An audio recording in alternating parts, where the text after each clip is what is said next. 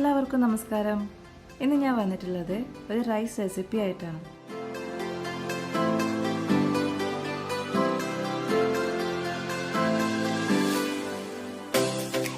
അധികം ഇൻഗ്രീഡിയൻസ് ഒന്നും ഇല്ലാതെ തന്നെ നമുക്ക് ഈ ഒരു റെസിപ്പി പെട്ടെന്ന് ഉണ്ടാക്കിയെടുക്കാൻ പറ്റും.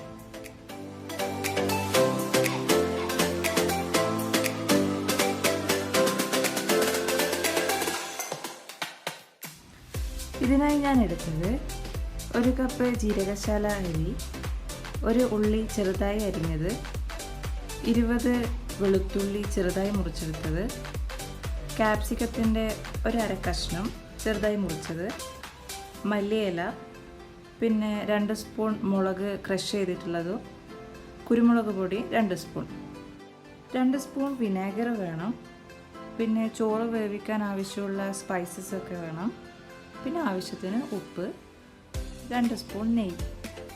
അപ്പോൾ ഇതെങ്ങനെ ഉണ്ടാക്കുക നോക്കിയിട്ട് വരാം.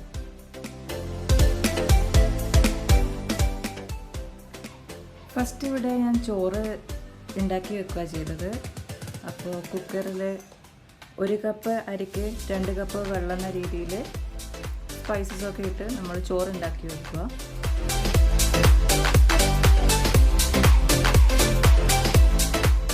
ചോറിന് ഉപ്പ് പാകാമെന്ന് നോക്കണം.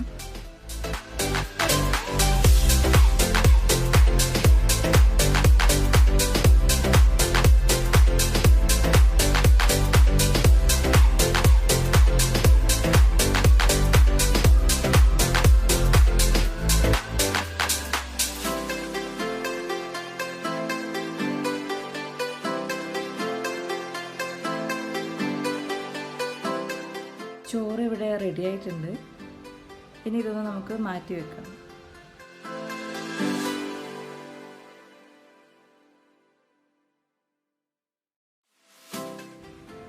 ഇനി പാൻ ചൂടായതിന് ശേഷം എണ്ണ ഒഴിച്ച് നമ്മൾ നേരത്തെ മുറിച്ച് വെച്ച വെളുത്തുള്ളി ഒന്ന് മൂപ്പിച്ചെടുക്കുക. ഇടയ്ക്കിടെ ഇളക്കിക്കൊണ്ടിരിക്കണം.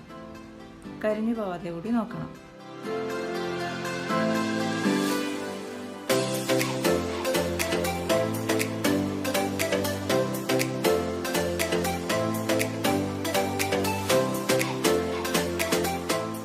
ഉള്ളിയൊക്കെ ഒരു ബ്രൗൺ കളറായി വരുന്നുണ്ട്. ഈ സമയത്ത് നമ്മൾ അതിൻ്റെ പകുതി ഭാഗം മാറ്റി വെക്കണം.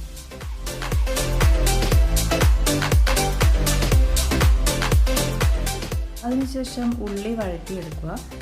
ആവശ്യത്തിനുള്ള ഉപ്പിട്ട് വഴറ്റുമ്പോൾ പെട്ടെന്ന് ഇത് വഴഞ്ഞു കിട്ടും.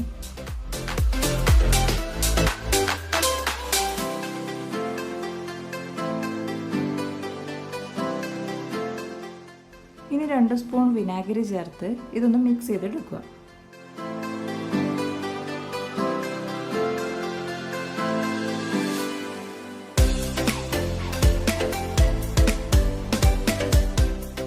ഉള്ളിയൊക്കെ ഒന്ന് വഴന്ന് കിട്ടുമ്പോൾ നമ്മൾ ക്യാപ്സിക്കം ഇട്ടൊന്ന് വഴറ്റിയെടുക്കുക.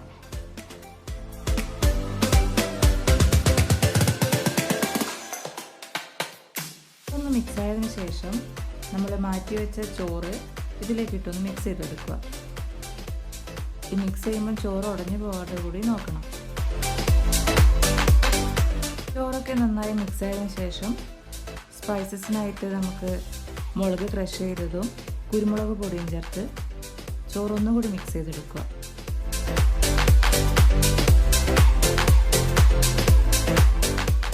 ഇനി ഇതിലേക്ക് ഗാർണിഷ് ചെയ്യാനായിട്ട് മല്ലിയിലയും നേരത്തെ മാറ്റി വെച്ച ഗാർലിക്കും കൂടി ചേർത്ത് മിക്സ് ചെയ്ത് വെക്കുക.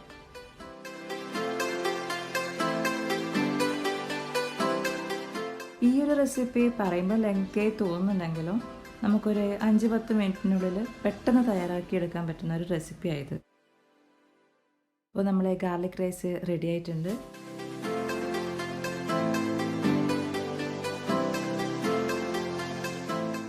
ഇന്നത്തെ വീഡിയോ എല്ലാവർക്കും ഇഷ്ടമായെന്ന് വിചാരിക്കുന്നു. ഇഷ്ടമായെങ്കിൽ തീർച്ചയായും ഇത് നിങ്ങളെല്ലാവരും ട്രൈ ചെയ്ത് നോക്കുക. ഫ്രണ്ട്സിനും ഫാമിലിക്കൊക്കെ ഇത് പറഞ്ഞു കൊടുക്കുക. നിങ്ങൾ ഈ റെസിപ്പിയൊക്കെ ഉണ്ടാക്കി നോക്കി നന്നായിട്ടുണ്ട് പറയുമ്പോൾ എനിക്ക് വളരെ സന്തോഷമാണ്. അപ്പോൾ ഇനിയും ചാനൽ സബ്സ്ക്രൈബ് ചെയ്യാനുള്ളവർ തീർച്ചയായും സബ്സ്ക്രൈബ് ചെയ്യുക. Thank you for watching.